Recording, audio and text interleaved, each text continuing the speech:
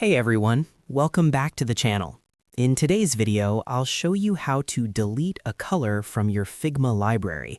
If you've got styles you don't use anymore or just want to clean up your design system, this guide is for you. So let's jump right in. First, you want to open your browser and go to figma.com and log in to your account. Once you're in, open the design file where you want to make the changes. So let's go and choose this. And inside your file, you want to select the object or component that's using the color you'd like to remove. On the right-hand sidebar, look for the Fill section to see all applied colors. So this is the Fill section. And if you've been using saved color styles, you'll see them listed here. Just locate the one you no longer need.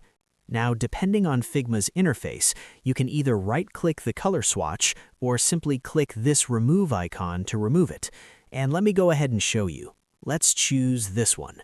Choose Delete, Remove, Remove, Remove. As you can see, the object is still here, but we have deleted the color. And that's it. The color is gone from your library.